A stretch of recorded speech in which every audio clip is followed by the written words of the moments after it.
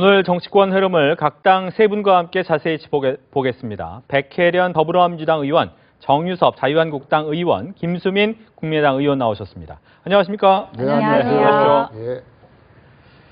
네, 세 분과 본격적인 토론을 시작하기 전에 먼저 관련 영상 확인하시고 오겠습니다.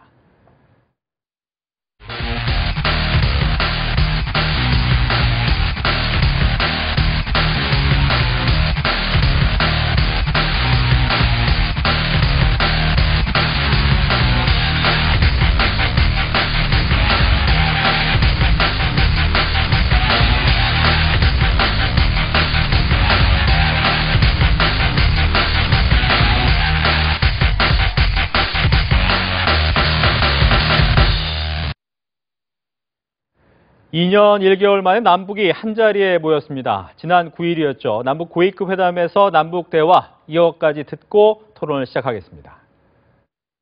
자연계의 날씨보다 이 북남 관계가 더 동결 상태에 있다고 해도 과언이 아닐 정도로 생각합니다. 첫 숟가락에 배부르랴 하는 그런 얘기도 있습니다. 저희 그런 것도 감안해서 저희가 서두르지 않고 끈기를 갖고 하나하나 풀어나가면 되겠다 하는 그런 마음을 갖고 있습니다. 남측 언론에서 지금 북남 고위급 회담에서 그 무슨 비핵화 문제를 가지고 회담을 진행하고 있다는 옳도당치 않는 지금 여론을 확산시키고 있습니다. 무엇 때문에 이런 소리를 내돌리는지 참 이해가 되지 않습니다. 북측 나름대로 갖고 있는 여러 가지 사정과 입장이 있기 때문에 앞으로 그런 것들을 향후 좀 더 논의하면서 이산가족 문제도 풀어나가자 하는 그런 선으로 얘기가 됐고, 남북회담이 대체로 화기애애한 분위기 속에 마무리됐다는 평가가 많이 나왔죠. 모처럼 남북이 공동 보도문까지 합의 사항을 발표하는 모습을 또 성과를 보이기도 했습니다. 이번 남북 고위급 회담 각 당의 입장을 좀 들어보도록 하겠습니다. 먼저 더불어민주당부터 들어보겠습니다. 네, 한마디로 말씀드리자면 진짜 기대 이상의 성공적인 회담이었다 이렇게 말씀드릴 수 있을 것 같습니다. 이명박 박근혜 정부 거의 9년기 동안 남북 관계가 거의 뭐 냉각기를 넘어서 빙하기 수준의 그런 관계였다고 한다면 이번 회담은 그것을 깨트리는 본격적인 해빙이 되는 그런 회담이었다고 봅니다. 그래서 평창 올림픽에 대해서 진짜 평화 올림픽으로 갈 수 있는 그런 단초를 마련한 아주 좋은 회담이었다고 생각합니다. 이제 정말로 조명기 통일부 장관도 말했지만 첫 발을 띈 것이기 때문에 남북 간에 서로 계속적인 대화를 나누면서 실질적인 성과를 내오도록 하는 것, 이것이 굉장히 중요하다고 봅니다. 네, 자유한국당 얘기 듣겠습니다. 예, 남북 평화가 중요하기 때문에 어떤 형태의 대화든 저희들도 환영을 합니다. 근데 이게 과거의 경험에 보면 북한의 의도에 따라서 이게 되기도 하고 안 되기도 해요. 북한이 이번에 공동 발표문에서도 보시면 저희들 그거 보고 실망을 했는데, 비핵화가 제일 중요한 거 아닙니까? 우리는 그 북한이 핵을 갖고 있기 때문에 이게 어떻게 보면 인류의 미래, 한반도의 미래까지 파면할 수 있는 거기 때문에 이 문제에 이제 핵심이 있는데, 이거에 대해서 발끈해요. 이 얘기만 나오면. 이건 다시 말해서 북한이 이것도 뭐 핵 문제는 안 하고 뭐 위장 평화 공세 하다가 또 뒤로는 다시 핵을 실전 발치하기 위한 핵 무력의 시간 벌기 아니냐. 그래서 우리가 정신을 바짝 차려야 된다. 북한의 의도에 말려들어서는 안 되고 우리가 비핵화라는 이 관점은 절대 벗어나지 말고 북한의 선전장으로 이게 이용되지 않도록 우리가 잘 관리하면서 대화를 해나가야 된다. 그렇게 말씀드리고 싶습니다. 네, 국민의당 얘기도 듣겠습니다. 네, 일단 저희 국민의당 같은 경우에도 일단 모두가 기다려왔던 이제 남북 관계를 정상화시키기 위해서 2년 만에 대화 채널을 만들었다는 것에 있어서 굉장히 큰 의미를 가지고 있고, 또 어떤 새해부터 한반도의 긴장을 완화하는 굉장히 결정적인 계기를 제공했다라는 부분에 있어서는 굉장히 크게 평가를 하고 있습니다. 그런데 다만 왜 갑자기 북한이 이런 평창 올림픽에 참가를 하겠다고 했을까라는 그 속내를 조금 생각을 해보지 않을 수가 없는 타이밍인데요. 일단 이제 지금 보면 트럼프 정부가 굉장히 강경 정책으로 북한과 이제 이야기를 하고 있고 그 부분에 관련해서 이제까지 그래왔던 것처럼 이제 미국을 통해서 남한과 대화를 할 수가 없기 때문에 이제 앞으로는 다이렉트로 이제 대한민국과 이제 대화 채널을 만들어야 되겠다라는 그 의도로 보여지고 또 한반도의 평화 유지 노력을 위한 어떤 국제적인 홍보까지 하면서 어떤 온건론을 이끌어내서 어떤 그 대북 제재의 압박 수위를 조금 낮춰야 되겠다라는 그런 의도가 이번 평창 올림픽을 참가를 하겠다라는 부분에 이제 녹아져 있지 않나라고 생각을 합니다. 이번 대화를 통해서 사실은 남한과 북한이 원하는 목표가 다를 텐데 남한 같은 경우에는 당연히 비핵화가 목표인 것이고 반대로 북한 같은 경우에는 핵보유국의 이제 그 지위 인정이 이제 궁극적인 목표일 텐데 그 부분에 관련해서 북한이 지금 보여주고 있는 모습이 핵에 대한 태도 변화가 일절이 없고 또 이제 강화된 국제사회의 어떤 제재와 압박을 피하면서 한미 동맹의 분열을 이제 꾀하는 것은 아닌가라는 조금 의도가 짙다라는 것에 대한 걱정을 하지 않을 수가 없는 상황에서 뭐 이제 당장 4월이면 이제 연기됐던 어떤 그 한미의 그 훈련이 다시 오고 또 북한이 예를 들어서 이산 가족의 상봉을 이제 수용을 하면서 또 개성공단이라던가 아니면 다른 어떠한 부분에 이제 조건을 요구를 했을 때 과연 이제 우리가 어떠한 기준을 가지고 북한의 요구를 수용을 할 것인가라는 고민이 굉장히 많아질 시점이 올 것 같습니다. 근데 이 부분에서 이런 고민들을 이제 많이 고려를 하고 있는 상황을 이제 우리가 어떠한 지나친 비관론이라던가 아니면 지나친 낙관론으로서 이제 이렇게 이야기를 할 것이 아니라 이제 다만 어떤 국제사회의 제재 수준이라던가 한미 동맹의 어긋남이 없는 수준에서 올림픽은 평화롭게 또 북핵은 단호하게라는 신중한 태도로서 이제 대화에 임해야 될 것이라고 생각을 하고 있습니다. 네. 야권 입장에서 보면 이제 비핵화 부분이 좀 논의가 안 됐다는 부분에 대해서 좀 불안한 느낌이 있다. 따라서 이 부분에 대해서 시간 벌기용 아니냐 결국라고 얘기를 좀 하셨는데 어떤 생각을 좀 갖고 계십니까? 먼저 우리가 그동안의 남북 관계를 돌아봐야 된다고 생각합니다. 그동안 지금 9년간 사실 냉각기였습니다. 그리고 오히려 지금 북한의 핵 무력 시도 계속 있었고 어떤 대화도 없었던 상태에서 지금 첫 번째 대화입니다. 그러면 우리가 목표를 비핵화로 삼다 하더라도 바로 그것이 비핵화 회담으로 이어진다고 생각하는 것은 제가 볼 때는 지금 단계에서 사실 불가능한 상태입니다. 사실은 이제 첫 발을 뗀 것이거든요. 그러니까 우리가 분명히 목표는 비핵화에 둔다 하더라도 지금 그러니까 운동 경기로 친다면 정말 다양한 작전과 또 역전 말놀림이 있을 수 있는 그런 상태라고 봅니다. 그렇기 때문에 하나하나 신뢰를 쌓아가면서 먼저 이제 평창 올림픽을 단초로 해서 지금 대화가 시작된 것이기 때문에 이 문제부터 하나하나 풀어가고 그다음 남북 군사회담도 또 예정돼 있지 않습니까? 거기에서 한 개씩 해결해 나가다 보면 결국 비핵화라는 큰 문제도 해결할 수 있는 그런 단계로 나갈 수 있다고 봅니다. 첫 번째 위에서 다 할 수 없을 것이다. 예. 그렇기 때문에 그 부분에 대해서는 좀 시간을 갖고 봐달라 이렇게 예. 얘기를 하셨어요. 예, 이게 이제 지금 국제적인 제재가 되고 좀 힘든가 봐요, 북한이.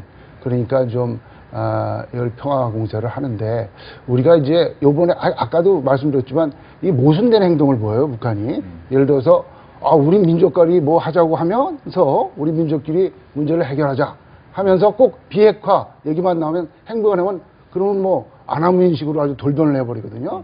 이게 진짜 양의 탈 뒤에 뭐가 숨겨져 있는 거냐. 이런 걸 우리가 가슴 깊이 깨우치면서 북한하고 상대해야 되지 않느냐, 대화를 해야 되지 않느냐, 그 말씀을 드리는 겁니다. 알겠습니다. 김수민 의원께 그 질문을 드릴게요. 지금 남북 공동 보도문 이후 때문에 이제 군사 당국 회담 네. 이 부분도 이제 개최하기로 합의를 했단 말이죠. 만약 이 부분이 열리면 3년 만에 열리는 회담이 될 것 같습니다. 각 당에서 또 어떤 의제가 오갈 것으로 좀 예상을 하고 있는지 거기에 대한 얘기를 먼저 듣겠습니다. 일단 올림픽 실무 회담 이후에 열릴 그 군사당국 회담 시에 조율을 하는 과정에서 꽤나 많은 그 어떤 산통과 진통이 따르지 않을까라고 조심스럽게 예상을 할 수밖에 없습니다. 우리 쪽 같은 경우에는 지난 2017년도 7월 달에 군사당국 회담을 제의할 때 군사 분계선에 어떠한 종류의 적대 행위를 금지하는 것을 이제 제안을 한 바 있고 또 이번에도 그것과 비슷하게 비무장지대를 포함한 어떤 최전선에서 우발적인 충돌을 방지하는 것에 이제 중점을 두고 집중할 것이라고 보여지고 있는 반면에 또 북한 같은 경우에는 지금 최전방 지역에서 우리 군이 운용 중인 그 대북 확성기 방송 같은 거라던가 아니면 북한이 줄곧 그러니까 그 요구를 해온 그 한미 연합 훈련의 중단을 이제 대화 채널에서 어떤 의제로 내걸 수도 있지 않나라고 조심스럽게 예측이 가능한 수준입니다. 즉 이거를 보면은 이제 올림픽 이후에 한미 연합 훈련을 중단을 하고 또 전략 무기를 한반도로 반입을 하는 것에 있어서도 이제 계속 중지를 해야 된다는 기존의 입장을 계속 유지할 가능성이 굉장히 크다라고 네. 보여집니다. 알겠습니다. 자유한국당 얘기 듣고 발언 기회를 드리도록 하겠습니다. 자유한국당에서는 어떻게 예, 예상하십니까? 저도 이제 지금까지는 오픈 게임이에요. 이 올림픽 이건 오픈 게임이고 사실 군사회담이 이게 중요한 거거든요. 예, 여기서 이제 물론 북한이 요구할 게 뻔합니다. 지금 좀 전에 김승인 의원 말씀하신 대로 한미연합횡단 중단해라.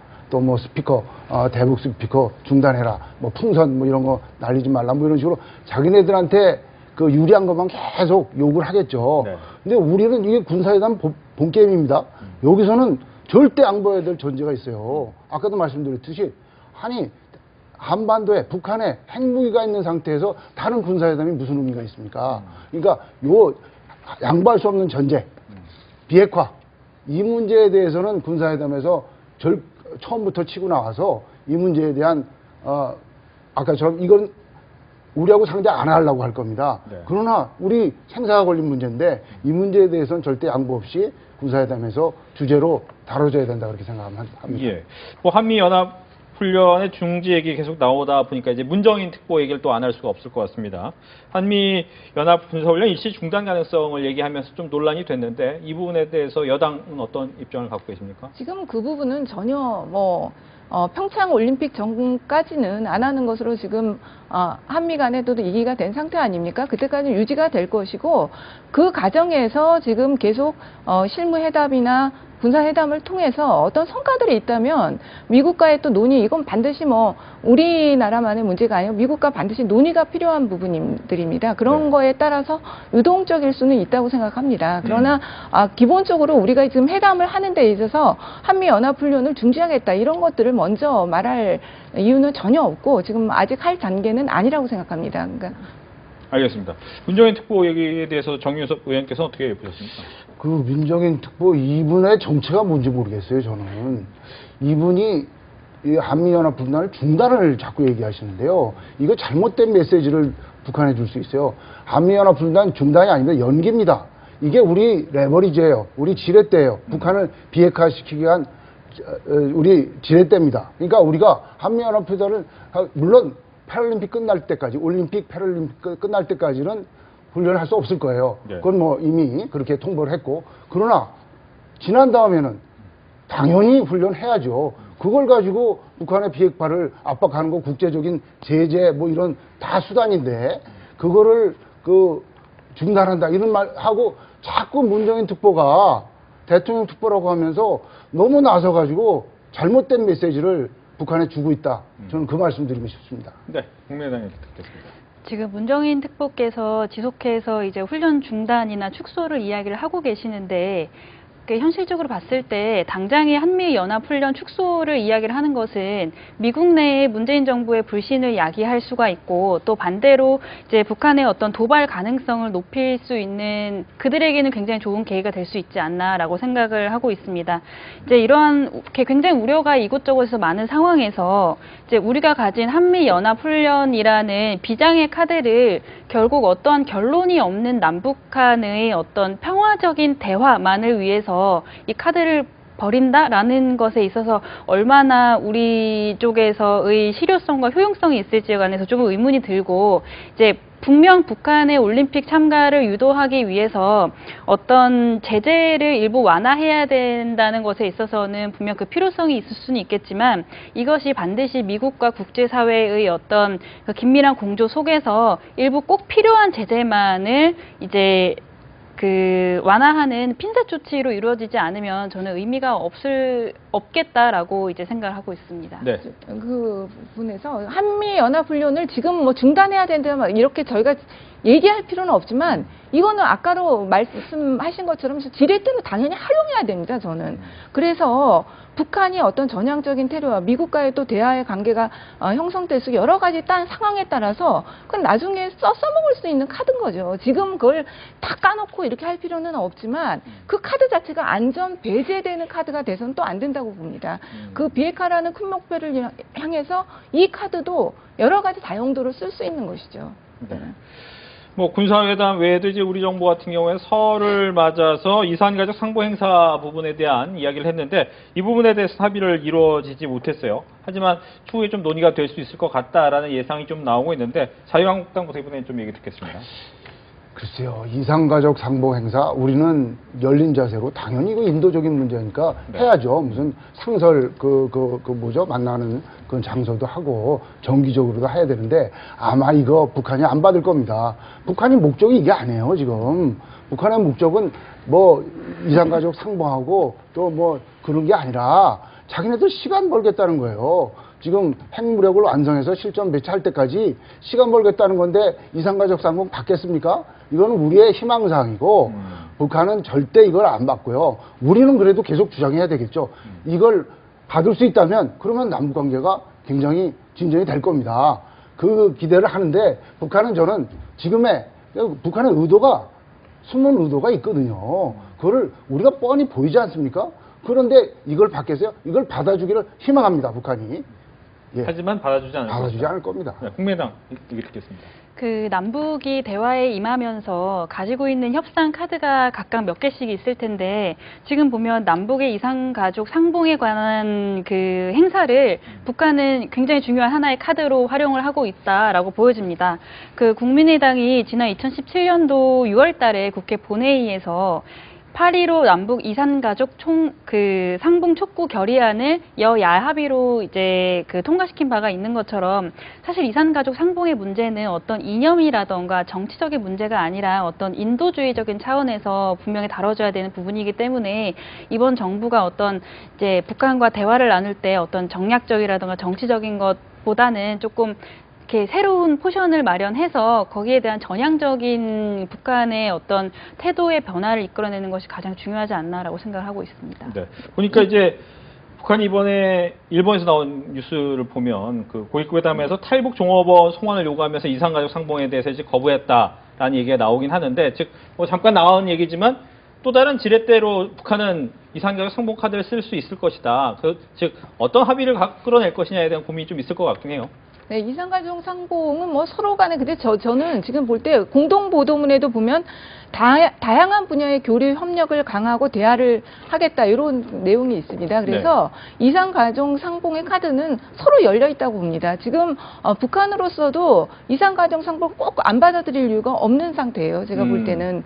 그리고 전격적으로 2015년에 10월 달에 열린 이산가족 상봉도 보면 2달 정도의 시간이 걸렸습니다. 그 2달 정도의 한마디로 밀당 끝에 결국 이산가족 상봉이 이루어졌는데요. 이 부분도 이후에 어떤 실무 접촉 회담이나 그리고 또 평창 올림픽에서의 남북 간의 관계 풀어내는 관계에 따라서 전격적으로 저는 이산가족 상봉도 충분히 될 수 있다고 봅니다. 네.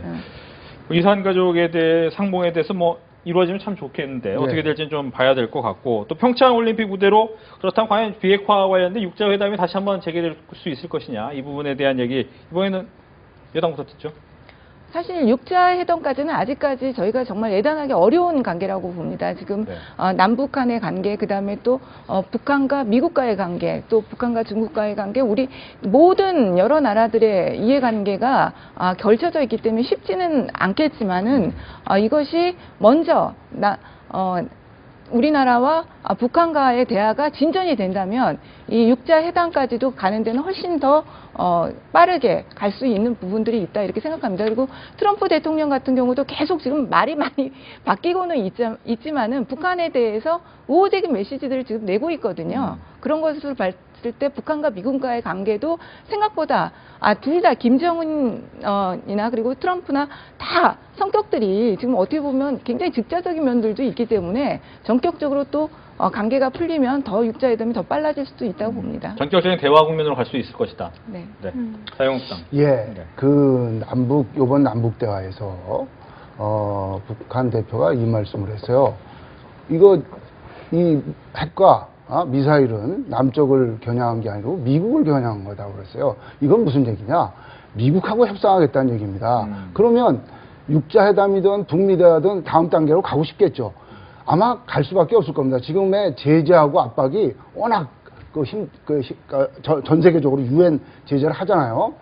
모든 차단을 지금 돈이 들어갈 수 있는 차단을 하고 있습니다. 이란도 그거 못 견뎌서 그 합의에 나왔습니다. 그 유럽 국가들하고 미국 국가들하고 합의를 해가지고 이란도 핵포기 절차로 들어갔는데, 제가 볼 때는 북한이 항상 보면 핵 개발 의지, 자기네들이 핵 개발하겠다고 그래서 항상 육자회담을 깼어요. 대화도 깨고. 자기네들이 이제 핵 갖고 있는 게 핵을 가지고 협상을 해야 되겠다.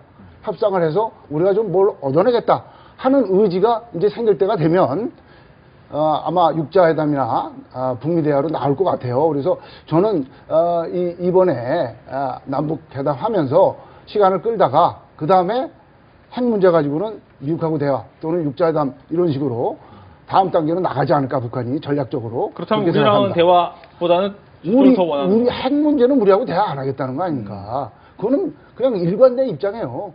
그러니까 우리는 핵상대가 아니라는 거. 그러니까 이미 자기네가 핵 갖고 있고 너네 핵 없잖아. 이러고 우습게 보는 겁니다, 우리를. 알겠습니다. 국민의당 얘기 듣겠습니다. 네, 그 백혜련 의원님께서 말씀하셨던 것처럼 그 평창을 무대로 해서 북핵 문제에 대한 논의가 진전될 가능성이 굉장히 커지고 있고, 또 그 부분에 대한 세계의 어떤 기대감이 증폭되고 있는 상황인 것 같습니다. 보면은 지금 이제 평창을 무대로 해서 이제 굉장히 고위급 그 관료들, 대표단들이 모여서 이제 어떤 좋은 분위기를 만들 수 있을 거라는 컨디션이 굉장히 좋게 만들어지고 있습니다. 미국뿐 아니라 중국 같은 데도 이제 고위직 대표단을 파견을 하겠다라는 의사를 보내왔고, 또 이런 북핵 주요의 당사자들이 이제 평창에서 회동할 확률이 굉장히 높아지고 있는 상황에서 이제 러시아 같은 경우에도 사실은 고위직 파견단을 보내겠다는 적극적인 의사를 나름 표명을 하고 있고, 이제 문제라고 본다면 이제 일본의 참석 여부가 될 텐데, 일본 같은 경우에는 뭐 2년 뒤에 도쿄올림픽을 받아야 되는 입장에서 사실 동계올림픽 불참에 어떤 그 책임감도 가지고 있을 테고, 또 주요 당사자국들이 모이는 가운데서 본인 나라만 빠졌을 때 그 소외감 등등이 있을 것이기 때문에 조금 전향적으로 참석에 임하지 않을까라고 그 생각이 되는 상황에서 이제 그동안에 어떤 북한이 대화를 거부했던 모양새라던가 아니면 어떤 핵과 미사일을 이제 연속적으로 이제 진행함에 있어서 국제사회의 어떤 조롱거리가 되었던 그 일련의 과정들을 봤을 때 아직 남아있는 이 프로세스들을 조금 더 면밀하게 지켜볼 필요성은 있겠다라고 보여지지만, 지금으로서는 굉장히 이제 조금 긍정적으로 평가를 할 만한 컨디션이 조성되고 있다라고 생각이 듭니다. 알겠습니다. 이제 다음 이슈로 넘어가 보도록 하겠습니다. 관련 영상 확인하시고 오겠습니다. 바로 옆자리. 아까 제가 그렇게 지목을 하고 있는데.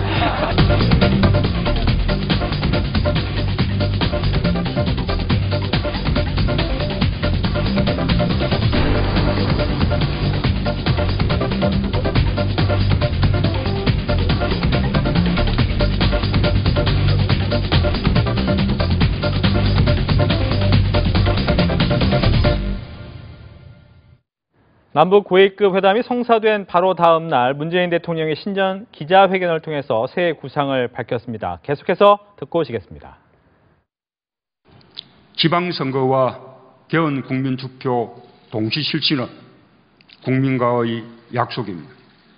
지난 대선에서 모든 정당과 후보들이 약속했습니다. 지방선거와 동시에 개헌 국민투표를 하려면 남은 시간이 많지 않습니다. 국회가 책임 있게 나서 주시기를 거듭 요청합니다. 정부와 정부 간에 피해자를 배제한 채 조건과 조건을 주고받는 방식으로 해결될 수 있는 문제가 아니라고 생각합니다. 일본에 대해서 위안부 문제의 말하자면 진실과 정의라는 원칙에 입각한 해결을 촉구할 것입니다. 그러나 그것은 우리가 기존의 합의를 파기하고 재협상을 요구함으로써 해결할 수 있는 문제는 아니다라고 생각하는 것입니다. 네, 문재인 대통령의 신년 기자회견 며칠째 화제가 됐었습니다. 여러 가지 새롭게 시도되는 그런 어떻게 보면 리얼 버라이어티 쇼를 보는 것 같다라는 느낌도 있었고 새로운 소통이었다 이렇게 평가하는 이야기도 있었는데 각 당의 평가 먼저 들어보도록 하겠습니다. 더불어민주당부터 듣겠습니다. 이번에 정말로 문재인 대통령의 신년 기자회견 굉장히 국민들 사이에서 그리고 외신에서도 많은 칭찬이 있었습니다. 진짜 그동안의 대통령의 그 기자회견이라는 건 사실 짜고 치는 고스톱이죠. 한마디로 말한다면 거의 질문을 다 내용 쓰고 다 기자들 누구 지명할 건지 다 한 형식에서 사실 기자회견이 진행됐는데 이번에 같은 경우는 정말 그런 어떤 사전에 예약된 각본 없이 정말로 대통령이 직접 지명을 하고 그리고 기자들이 자유스럽게 질문하는 그런 형식이 되면서 정말로 국민들과 함께 소통하는 그런 대통령 그리고 문재인 대통령이 정말로 지금 우리나라의 어떤 현안들에서 얼마나 고민하고 있는지 그리고 그 통찰을 보여줬는지 그런 모든 것을 보여주는 그런 기자회견이었다고 봅니다. 네, 자유한국당 어떻게 보셨습니까? 문재인 대통령 그 기조 발언 내용을 보면요. 대통령 선거 공약 발표하는 듯해요. 지금 현실, 우리 국민들이 느끼고 있는 현실과 통계치와 다른 그 뭐 세금 퍼주기 정책만 좀 나열하시고 협치하신다고 하고서 협치에 관련된 내용 전혀 없습니다. 이 형식과 관련해서요. 이거 백악관에서 잘못 배운 거예요. 이런 식으로 하시면 안 됩니다. 백악관에서 하는 거는요. 백악관 그 출입하는 사람들이 수십 년씩 출입하는 사람들이에요. 그리고 그 대통령이 누군지 알아요. 그리고 메인 매체에 우선 발언권을 줍니다. 그리고 그래서 그 사람들이 중요한 포인트를 찝어줘요. 뉴욕 타임즈, 워싱턴 포스트 이런 데서 주요 포인트를 찍은 다음에 그 다음에 자유롭게 기자들을 지명해서 여러 얘기를 하는 거예요. 근데 요번에 하는 거 보니까 기자들이 메인을 못 찍어요. 아주 지엽적인 질문을 해야 돼요. 왜? 이걸 좀 메인을 찍을 수 있는 기자들을 안 하고 아무나 이렇게 하다 보니까 이게 대통령이 기자회견하는 건지 기자들이 시험 보는 건지 그러니까 회견 끝나고 나니까 기자들 못했다는 소리만 되게 나옵니다. 이렇게 하시면 안 돼요. 앞으로 주요 매체 몇 군데한테는 권한을 주셔야 됩니다. 그리고 거기서 정치, 사회, 경제 이 분야에 대해서 하나씩 메인을 물어줘야 대통령이 그걸 얘기를 해줘야지 국민들이 듣고 싶은 건 그 얘기인데 지역적인 문제로 가버렸다. 그래서 이걸 뭐 제가 각본 없는 드라마 이거 다 인정합니다. 잘하신 건데 왜냐하면 그 전에 박근혜 대통령이 안 하는 거니까 잘하신 건데 그래도 좀 국민한테 전달될 수 있는 건 다 전달될 수 있도록 기자들 시험하지 마시고 그렇게 메인 매체한테는 좀 기회를 줘라. 그 말씀 드리고 싶습니다. 네. 국민의당은 어떻게 보셨습니까? 일단 뭐 자유롭게 대답을 하고 또 자유롭게 질문을 한다라는 그 형식 자체는 굉장히 신선하고 또 굉장히 긍정적으로 받아들여질만 하고 또 저 같은 굉장히 젊은 층에게도 확실히 지난 정권이랑은 다른 모습을 보이고 있고 또 이런 부분이 기대할 만하구나라는 굉장히 좋은 면으로 다가왔던 것 같습니다. 다만 그 내용에 있어서는 이제 질문의 거의 대부분이 정치 또 뭐 개헌 아니면 안보의 특정 이슈에만 집중이 된 질문들이 나왔고 어떤 일반 국민들께서 직접 체감을 하고 계시는 일자리라던가 아니면 경제라는 부분에 있어서의 질문이 조금 덜 나왔던 것이 조금 아쉽게 생각을 하고 있는 부분인데 그 문재인 대통령께서 신년 기자간담회에서 이제 하신 이야기가 국민의 삶의 질을 높이겠다라는 부분인 건데 그 부분에 관해서 이해를 달 국민들은 아무도 없을 겁니다. 이제 문제는 그 삶의 질을 높이는 것의 그 속도와 균형일 텐데요. 지금 보면은 그 신년 기자회견에서 최저임금이 이제 어느 정도 픽스가 되면 어떤 그 소비가 살아나면서 경제가 살아난다라는, 그러니까 정확한 워딩은 기억나지 않지만 소비가 살아나면서 경제가 살아난다라고 말씀하셨던 것 같은데 그 살아난다는 것의 시점을 어느 정도로 길게 잡으시고 계신지는 모르겠지만 일단 작년 12월 달에 음식업계 또 뭐 그 서비스 업계 아니면은 숙박업계가 그 고용 불안으로 인해서 바로 그 고용 하락이라는 그 아주 단기적인 그 수치가 나타났고 또 지금 계속 하고 있는 어떤 비정규직 제로 정책 같은 것도 보면 원래 의도는 굉장히 이제 좋은 의도로 시작을 했지만 지금까지의 그 진행 과정을 본다면은 의도와는 다르게 노노 간의 갈등으로 격화되고 있는 모양새가 보입니다.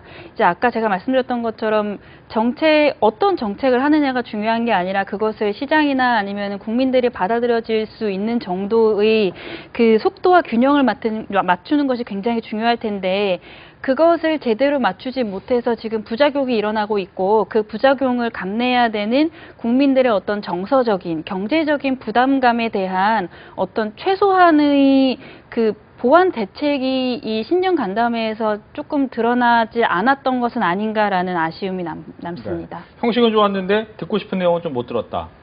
이런 글쎄요, 내용. 저는 그 국민들께서 과연 그렇게 생각하시는지 의문입니다.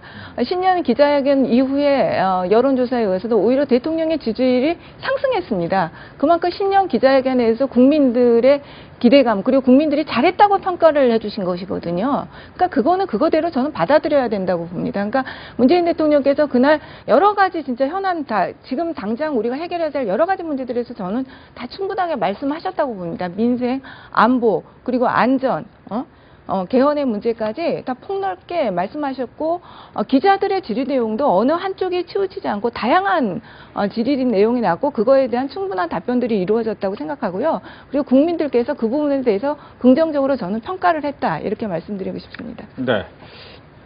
중간에 나왔던 얘기 중에 개헌 얘기는 또 안 할 수가 없을 것 같습니다. 문재인 대통령이 이제 국회를 향해서 2월까지는 개헌안을 좀 만들어 달라, 합의안을 만들어 달라 이렇게 요청을 했습니다. 여기에 대해서 여야가 좀 많이 입장이 다르기 때문에 이번에는 야권의 얘기를 먼저 듣겠습니다. 자유한국당부터 2월까지 만들 수 있습니까?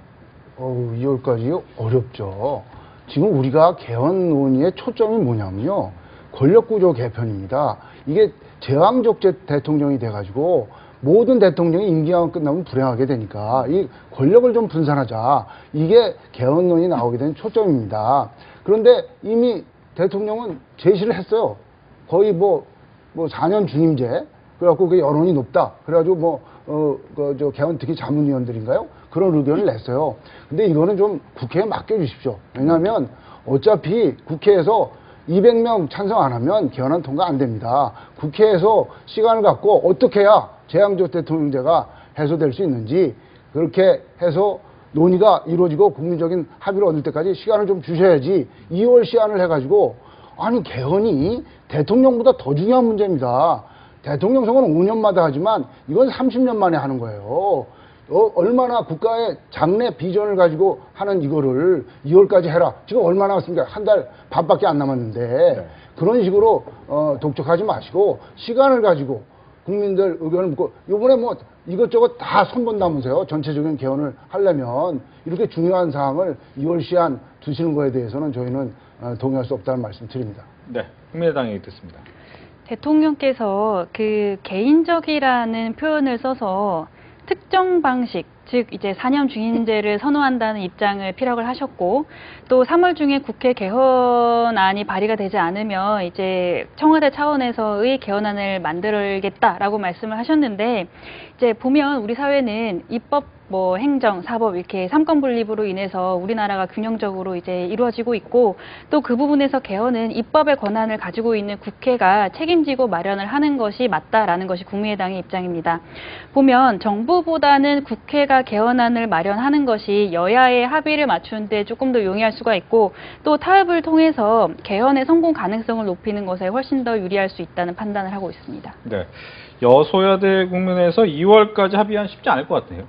지금 근데 저는 근본적으로 좀 묻고 싶어요. 네. 그 개헌 국회. 지금 그 지난 대통령 선거 때 모든 당의 후보가 지방선거와 동시 개헌을 주장을 했습니다. 그때 당시에 우리나라 사정과 지금의 우리나라 사정이 변한 게 있나요?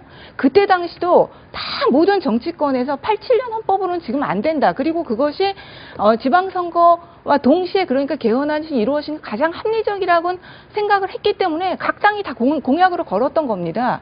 근데 갑자기 이게 어떤 사정이 바뀌었는지 이제는 지방선거와 동시에 개헌을 할 수 없다. 이런 입장으로 바뀌었는데 그 이유는 뭐냐면 개원 투표가 같이 지방선거와 이루어지면 투표율이 높고 그것이 여당에게 유리하게 될 것이다. 이런 정치적인 판단에 의한 것이거든요. 네. 제가 볼 때는 그래서 우리 국회가 정말 이런 부분들을 자성을 해야 된다고 봅니다. 이미 개헌특위가 1년 이상 활동을 했습니다. 그럼 그동안 국회가 활동을 하지 않은 것에 대한 반성이 필요하다고 보이고요. 지난 1987년 그 개헌안 같은 경우도 사실 2달 만에 다 절차를 밟아서 이루어졌거든요. 그러니까 지금 실제로 이 남은 기간에 우리 국회가 충분히 할 수 있습니다. 먼저. 개헌특위가 이미 꽤 오랫동안 활동을 했다. 그리고 지난 대선 공약에서 모든 당에서 지방선거 때 하자라는 이야기가 있었는데 그럼 못할 이유가 없다라는 얘기입니다. 그 개헌특위에서요, 이게 권력구조 개편에 대한 아까도 말씀드렸는데 여기에 대한 어떤 합의가 안 이루어졌는데 그게 현실적으로 국회를 통과하지 못하지 않습니까? 그거에 대한 합의가 이루어질 수 있는 시간은 주셔야 되고요. 그 다음에 저희는 이게 공약사항이라고 하지만 지금 투표를 하는데 7개 투표를 하는 데다 하나를 더 얹어서 하자. 개헌이 그 정도로 곁다리 투표할 정도로 그렇게 중요하지 않은 문제가 아닙니다. 국가의 기본 체계를 정하는 문제이기 때문에 이거는 별도의 독립된 투표가 돼야 된다 이렇게 말씀드리겠습니다. 예, 여기에 대해서 하실 말씀이 있습니까? 그리고 그러니까는 그 개헌이 아주 굉장히 중요한 거라는 건 다 동의하는 겁니다. 그러나 지방선거와 동시에 투표한다고 해서 그 개헌의 중요성이 뒤로 밀리는 것은 전혀 아니고요. 현실적으로 그때 당시에는 비용의 문제도 있었고 시기적으로 투표율의 문제도 있습니다. 50% 투표율을 놓는 게 그렇게 쉬운 것은 아닙니다. 그렇기 때문에 여러 가지 점에서 오히려 지방선거와 동시에 개헌안을 투표하는 것이 현실적으로 합리적인 방안이라고 해서 각 당 대선 후보들도 그때 동시 투표를 내걸었던 겁니다. 네. 저는 그 사정이 지금도 전혀 변하지 않았다 이렇게 말씀드리겠습니다. 혹시 정치공학적으로 여당한테 유리해서 그런 것 아니냐라는 질의가 좀 많이 나오더라고요. 그 절대 그렇지 않습니다. 이게 만약에 우리가 주장하는 대통령 권력 분산해서 이제 총리한테 주고 이렇게 하는 그런 이원 집정제라고 하나요? 그런 방향으로 실험될 수 있으면 이게 빨리 결정이 될 겁니다. 그러나 이걸 대통령이 4년 중임제 내놓고 합의하라 그러면 국회가 합의가 됩니까? 국회에서 여러 안을 가지고 논의할 수 있는 기한을 충분히 주셔야 됩니다. 이게 옛날처럼 직선제 하나 가지고 87년은 직선제 하나 그거 합의되면 되는 거였어요. 이거 직선제 하나 가지고 합의되는 문제가 아닙니다. 시간이 필요합니다. 네, 국민의당 얘기하실 거 있습니까? 저는 이 부분에서 그 집권 여당의 책임에 대해서 사실 반문하지 않을 수가 없는데 지금 그 개헌이라는 시대적인 과업을 달성을 하기 위해서 사실 집권 여당이 이렇게 드러나 있는 여야의 의견을 최소화하고 또 타협을 통해서 개헌의 성공 가능성을 높여야 됨에도 불구하고 이런 여야 의견이 이제 해소되지 않은 시점에서 일방적으로 대통령이 주도해서 개헌을 하겠다라는 부분에 있어서는 지금 정부 여당으로서의 어떠한 국회 내에서의 책임감이 살짝 부족하지 않나라는 생각을 하고 있습니다. 아니 그거는 저희 여당에서도 당연히 국회가 중심이 돼야 된다고 생각합니다. 그런데 우리 국회가 지금 그 책임을 방기하고 있다는 것이죠. 문제는 그것이 정말 저는 문제라고 생각하고 대통령께서도 본인이 하시겠다고 하신 게 아닙니다. 국회에서 최대한 논의를 해달라. 그것이 안 된다면 어쨌든 헌법상으로 대통령에게도 그러니까 안건을 낼 수 그렇죠. 있는 네.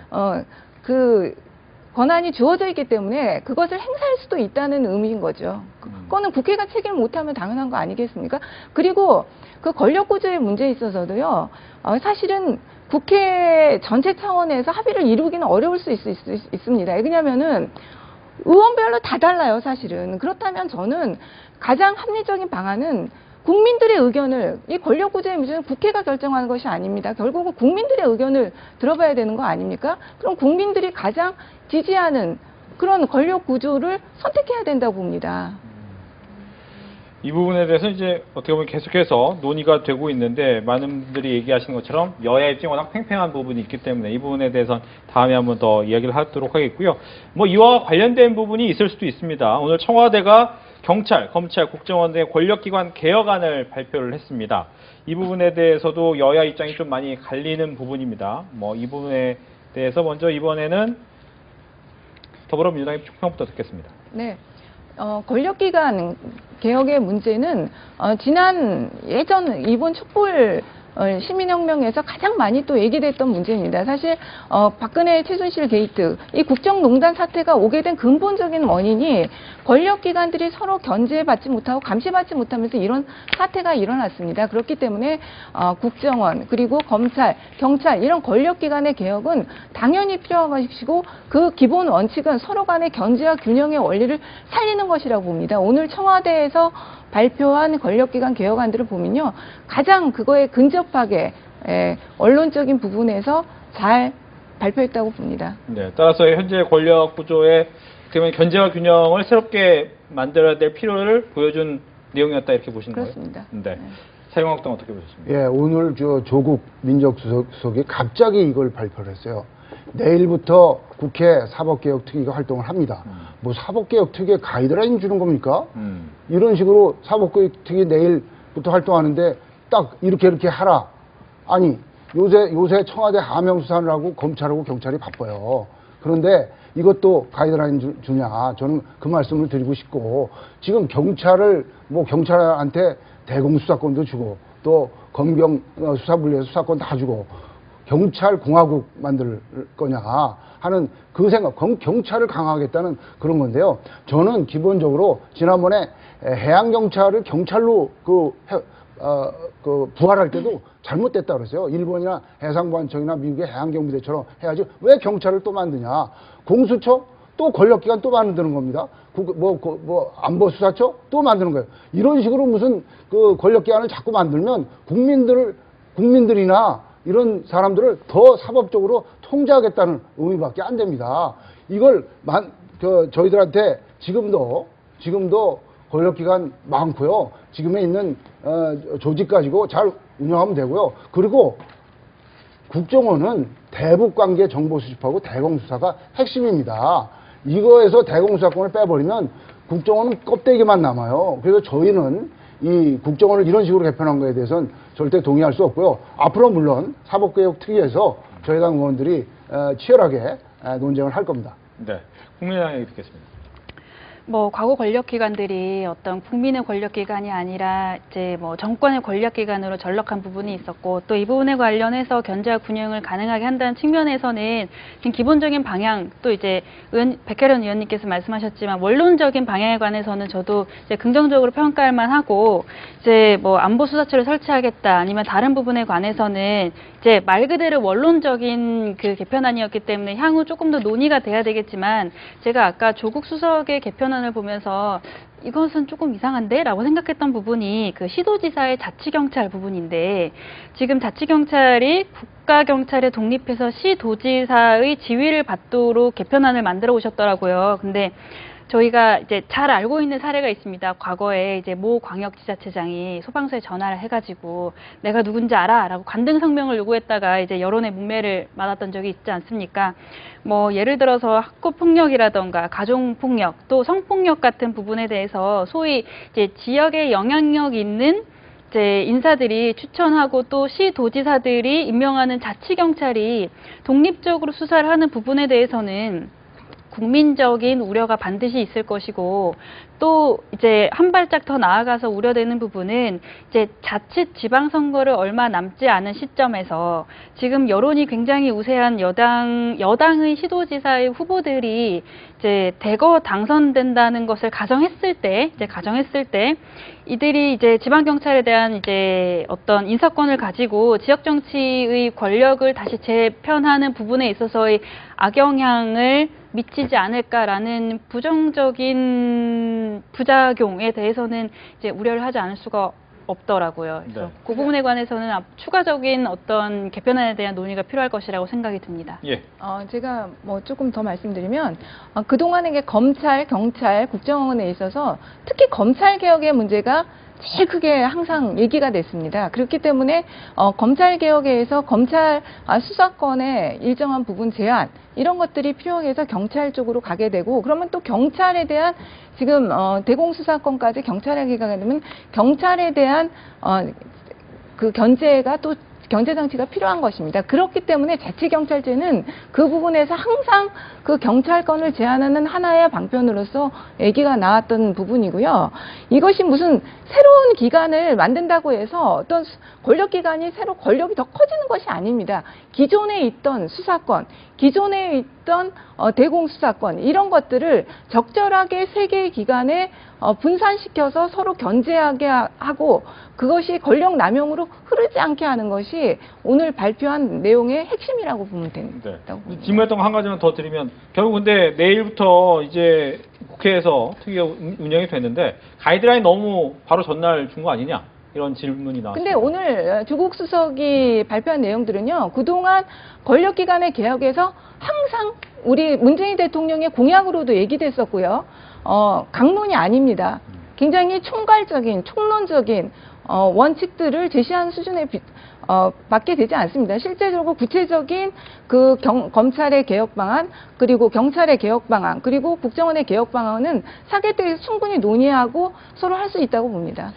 이게 청와대 입맛에 맞게 이 권력기관이 개편돼서는 안 된다는 게 저희 생각이고요. 그래서 어떻게든 이 권력으로부터 이 사법기관들을 독립시켜야 되겠다.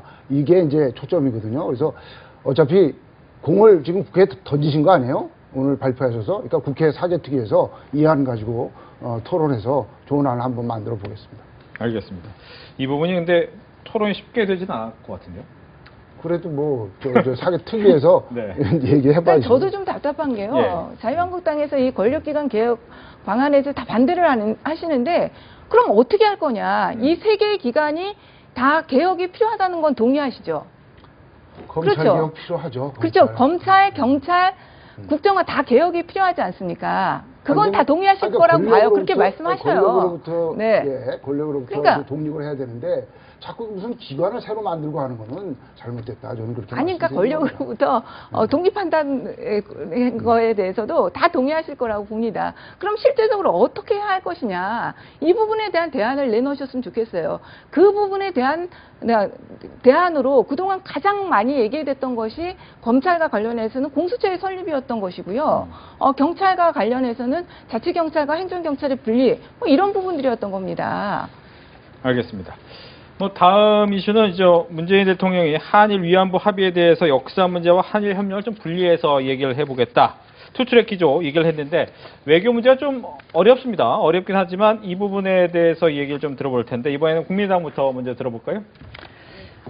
사실 저는 조금 이 상황에 대해서 의문이 들 수밖에 없는 게 최저임금 같은 지키지 말아야 되는 공약은 지키고 또 위안부 재협상 같은 지켜야 되는 공약은 지키지 않는 이 상황이 조금 의문이 듭니다. 지난 대선 당시에 위안부 이제 합의의 파기를 분명히 공약을 하셨고 또 이제 당선이 되신 이후에 어떤 문재인 대통령의 보여주신 어떤 위안부 할머니들과의 지속적인 만남과 이제 교류를 보았을 때 어떤 지금 이제 재협상을 하지 않겠다라고 말씀을 하셨던 게 지금까지와는 전혀 다른 기조였기 때문에 이제 국민들이 조금 당황을 하신 것 같아요. 근데 보면은 이제 어떤 그 명분과 현실론의 사이에서 조금 이제 갈등을 하고 계신 것은 아닌가라는 생각도 들지만 저는 이제 명분과 이런 어떤 현실론 사이에서의 이제 어정쩡한 태도보다는 아주 확실하게 대통령께서 조금 더 강한 의지를 가지시고 이 문제를 해결해 나가셨으면 좋겠다라는 생각을 하고 있습니다. 네, 자유한국당 얘기 듣겠습니다. 예, 얼마 전에 그 외교관 백인 성명을 발표를 해가지고요. 우리나라 지금 외교가 파탄 상태라고 그랬어요. 이 문제도 국내 정치적으로 이걸 이용하려고 하다 보니까 그래갖고 전 정부의 비리를 파헤치려다 보니까 이거를 이제 벽에 부딪힌 거거든요. 외교를 어떻게 성질대로 합니까? 성질대로 하고 상대방 입장도 고려를 해야 돼요. 이게 비밀 문서를 갖다가 그냥 다 까뒤집어가지고 상대편하고 약속했던 것도 다 까뒤집어갖고 그 까뒤집어보니까 뭐예요? 문제는 있지만 덮겠다 아닙니까? 그러다 보니까 위안부 할머니들도 이게 뭐냐 그러고 일본도 당장 반발하고요. 이게 참 저희는 긁어 부스럼 만들었고요. 이건 아마추어적인 외교고요. 외교관 전직 외교관들이 성명한 게 맞아요. 이런 식으로 하면 지금 일본 관계도 중요합니다. 그 북핵 문제 이런 것 때문에 일본하고 관계가 회복되기가 힘듭니다. 그러니까 좀 신중하게 냉철한 이성과 그리고 정부는 연속성이 있는 거예요. 아무리 정권이 바뀌어도 국가와 정부 외교의 연속성 이런 것들은 어느 정도 중시하는 게 필요하다. 그 말씀드리겠습니다. 네, 더불어민주당 얘기 듣습니다. 그러니까는 이 부분은 진짜로 정말 전임 정부가 자행한 애교 참사를 해결하는 과정에서 선택할 수밖에 없었던 고육주책이라고 사실 보입니다. 진짜 애교라는 것이 상대방에 있는 문제이기 때문에 그리고 전임 정부가 확실하게 그 협약을 했던 건 사실이기 때문에 그것을 대놓고 부인할 수는 없다는 그런 현실에서 어쩔 수 없이 문재인 대통령께서 이런 선택을 하셨다고 보이는데요. 지금 현실적으로는 역사라는 문제는 역사의 문제, 또 얘기라는 문제, 얘기라는 문제 분리해서 나갈 수밖에 없는 또 상황인 것 같습니다. 그래서 과거에 대한 반성 그리고 일본의 사과 이런 것들은 우리가 계속 촉구해 나가야 할 것이고요. 실질적으로는 그러니까 그동안의 그 협약을 무력화시키는 것이지만 어쨌든 당사자가 있는 문제이기 때문에 그것이 없었던 일로 또 치부해 나갈 수는 없는 그런 현실은 또 인정해야 될 것 같습니다. 네. 예, 지난 정부의 이 한일 위안부 협약은요, 세 가지 측면에서 굉장히 중요한 의미가 있어요. 일본 정부가 책임을 인정했고, 총리가 서신으로나마 사과를 했고, 일본 정부 등으로 보상하겠다. 그거에 관련돼서 한국이 처하고 있는 한미일 간의 관계 이런 것들이 다 반영된 결과입니다. 이런 것이 외교인 것이고 이런 걸 다 잘못됐다 그러면은 전임 정부가 한 거는 잘한 게 아무것도 없는 겁니다. 그 세 가지 측면을 우리가 받아들였고 그다음에 한미일 간의 관계 이런 것들이 다 고려된 협약이었지 그게 우리는 다 잃은 거고 얻은 건 없는 건 아닙니다. 그거를 말씀드리고 싶습니다. 자유한국당의 입장이 뭔가요? 지난번에 한일 협약은 존중돼야 된다는 게 입장인 것인지 아니지 저는 그걸 모르겠어요. 예전까지는 그걸 존중해야 된다는 입장으로 말씀하셨는데 이번에 문재인 대통령께서 이렇게 할 때는 왜 확실하게 한일 협약에 대해서 아니면 아니다 이렇게 말을 못하냐 또 그렇게 비판을 하시더라고요. 어떤 입장인 건가요? 아니 2015년 이 협약을 국가 간에 맺었으면 그거는 국가 신뢰 차원에서 지켜져야 된다. 그 말씀을 드리는 거고 이 협약이 부족한 점은 있지만 잘된 것은 아니다. 부족한 점은 있지만 국가 간의 협약이기 때문에 지켜줘야 된다. 그거는 말씀드리는 거고 저희들이 이게 잘된 협약이라고 말씀드리는 게 아니에요. 이 협약은 지금 피해자가 다른 애교 문제하고는 저는 이 문제는 완전히 다르다고 봅니다. 피해자가 있는 애교 현안이라는 것이죠. 그래서 이것은 그리고 역사의 문제이기 때문에 국가가 피해자를 도외시한 채 그런 식의 협약을 맺은 것 자체는 근본적으로 잘못됐다고 생각합니다. 알겠습니다.